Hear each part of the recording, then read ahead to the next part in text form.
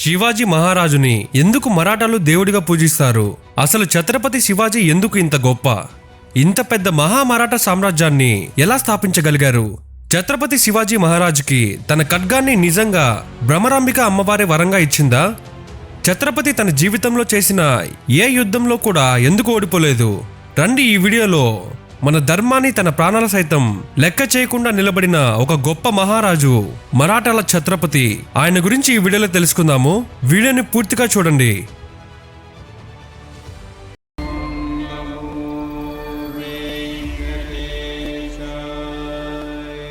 అది 16వ శతాబ్దం. మొఘల్ సైనికులు, రాజులు, సేనాధిపతులు కంటికి కనపడిన ప్రతి స్త్రీని పిచ్చి కుక్కల వలె మానభంగం చేసి చంపిన ఎదురు తిరిగే వాళ్లే లేరు. కనిపించిన ప్రతి గోవును కోసి విచ్చలవిడిగా సనాతన ధర్మాన్ని నాశనం చేసి ప్రతి ఆలయాన్ని ధ్వంసం చేస్తుంటే అప్పుడు వచ్చింది మరాఠా సింహం ఒకటి.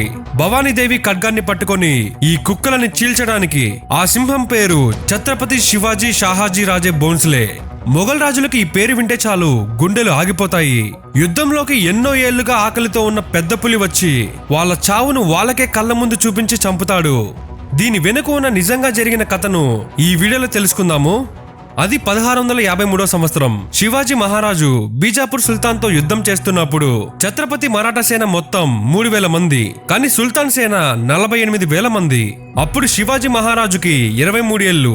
సేనాపతి ఏసాజీ బహర్జీలతో కలిసి కర్నూల్ మీద నుండి సుల్తాన్ సేనాన్ని ఓడించుకుంటూ వెళ్తున్నారు.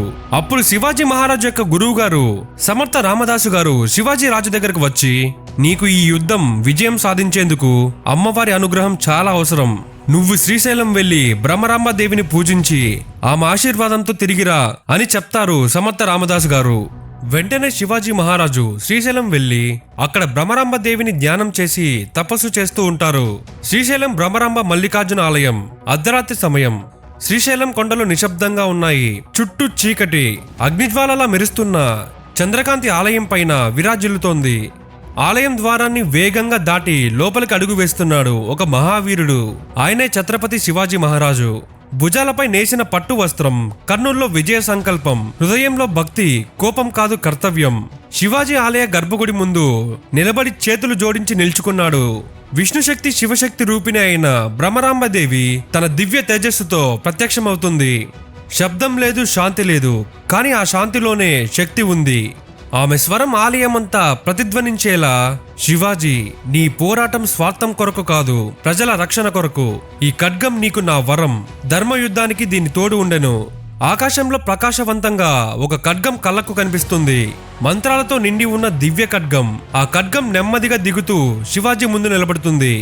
శివాజీ నేలపై మోకాలిపై కూర్చొని చేతులు జోడించి కళ్ళలో తడిచిన చూపుతో, దేవి, ఈ ఖడ్గం ధర్మరక్షణ కొరకు నా చేతిలో ఉంటుంది. మీ ఆశీర్వాదం నాకు శక్తి. మీ నామమే నా గమ్యం. ఆయన చేతిలోకి వచ్చిన వెంటనే ఈ ఖడ్గం మెరుస్తుంది. ఆలయమంతా ప్రకాశంతో నిండిపోతుంది. అప్పుడు గర్భగుడిలో గంటల శబ్దం కూడా వినిపిస్తుంది. వేద మంత్రాలు గాలిలో తేలుతున్నట్లు అనిపిస్తుంది. ఆ క్షణం నుంచి శివాజీ ఇక సాధారణ రాజు కాదు. ఆయన ధర్మం కోసం దేవత చేతి నుంచి ఆయుధం పొందిన యోధుడు. ఆయన నిలబడిన తీరు మరింత తేజస్సుతో సింహంలా మారిపోయింది. ఖడ్గం వెలుగులో ఆయన ముఖం పరవశంతో మెరిసిపోతోంది. దృశ్యం క్రమంగా ఉదయిస్తోంది. ఈ ఖడ్గం భ్రమరాంబాదేవి ఇచ్చిన ఆశీర్వాదం. ఇది శివాజీ మహారాజుకి ధర్మయుద్ధం కోసం పంపిన దివ్య సంకేతం. ఇది కేవలం ఆయుధం కాదు, ఇది సమాజ రక్షణకు దేవత ఇచ్చిన ఉత్తరం. అప్పుడు మళ్లీ పెద్ద పులిలాగా ఛత్రపతి శివాజీ మహారాజు తిరిగి వచ్చి మొఘలులు యుద్ధం చేయాలని ఆలోచన వచ్చినా భయపడే అంత గొప్ప హిందూ సామ్రాజ్యాన్ని స్థాపించాడు. ఆ శివాజీ మహారాజ్ తన మరాఠా సామ్రాజ్యానికి తన వారసులు సంభాజీ, బాజీరావు పీష్వా, రాజారాం భోంస్లే, తారాబాయి దాన్ని కాపాడుకుంటూ వచ్చారు. శివాజీ మహారాజు లాంటి గొప్ప దేశభక్తుడిని పెంచిన వీరమాత జిజాబాయిని చూసి మనం మన పిల్లలకు మన ధర్మం ఎంతో నేర్పించాలి. ప్రపంచంలో ఏ స్త్రీని అయినా అమ్మలా చూడాలి. మన ధర్మాన్ని సంరక్షించుకోవాలి.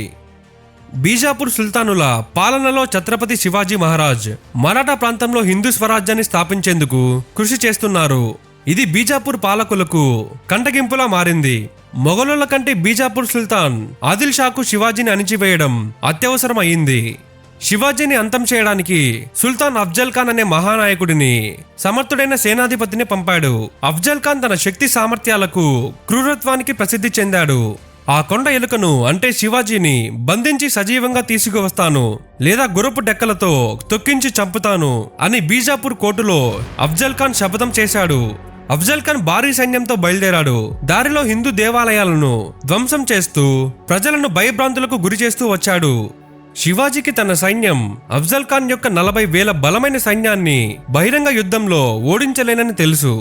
అందుకే ఆయన తెలివైన వ్యూహం పన్నాడు. ఆయన తన రాజధాని అయిన ప్రతాప్గఢ్ కోట వద్దకు అఫ్జల్ ఖాన్ ను చర్చలకు ఆహ్వానించాడు. ప్రతాప్గఢ్ చుట్టూ దట్టమైన అడవులు, కొండ ప్రాంతం ఉండడం శివాజీకి అనుకూలం. అఫ్జల్ ఖాన్ శివాజీ రాజీకి లొంగిపోయాడని భావించి గర్వంతో చర్చలకు అంగీకరించాడు.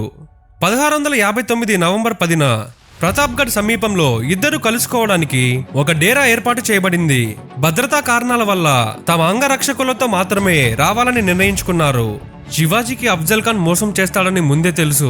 అందుకే శివాజీ ముందు జాగ్రత్తగా ఉక్కు కవచాన్ని ధరించి తన చేతిలో రహస్యంగా బాగ్నక్ పులికొల్లు అనే పదునైన ఆయుధాన్ని దాచుకున్నాడు. వారు కౌగిలించుకోవడానికి దగ్గరికి వచ్చినప్పుడు అఫ్జల్ ఖాన్ తన మోసాన్ని ప్రదర్శిస్తూ శివాజీ మెడపై కత్తితో దాడి చేశాడు. అయితే కవచం కారణంగా శివాజీకి ఎటువంటి హాని కలగలేదు. తక్షణమే స్పందించిన శివాజీ తను దాచిన బాగ్నక్ తో అఫ్జల్ ఖాన్ పొట్టలోకి బలంగా పొడిచాడు. తీవ్రంగా గాయపడిన అఫ్జల్ ఖాన్ గట్టిగా అరిచాడు.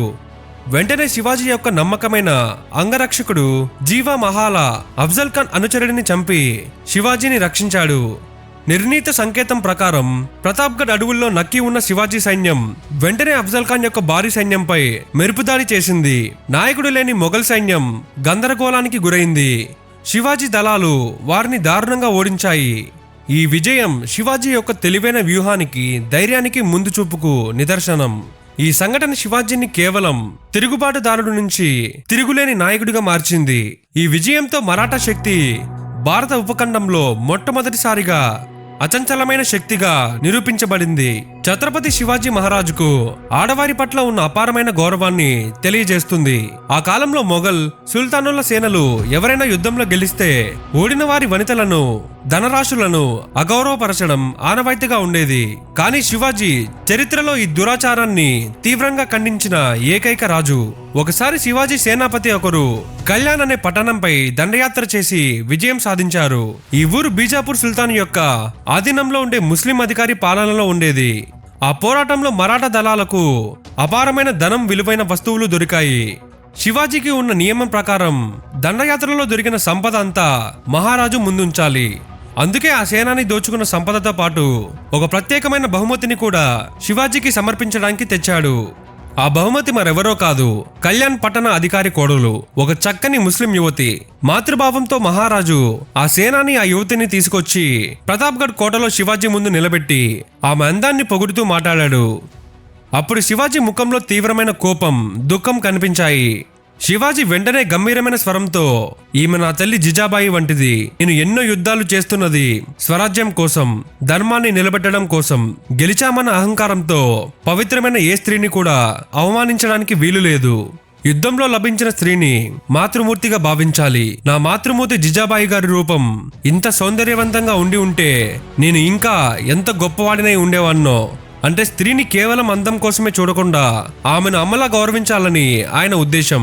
వెంటనే శివాజీ మహారాజ్ ఆ ముస్లిం యువతిని అత్యంత గౌరవప్రదమైన వస్త్రాలను, ఆభరణాలను ఇప్పించి తగిన సైనికుల రక్షణ ఏర్పాటు చేసి ఆమెను ఆమె భర్త వద్దకు లేదా ఆమె కుటుంబం వద్దకు గౌరవంగా తిరిగి పంపమని గట్టిగా ఆజ్ఞాపించారు.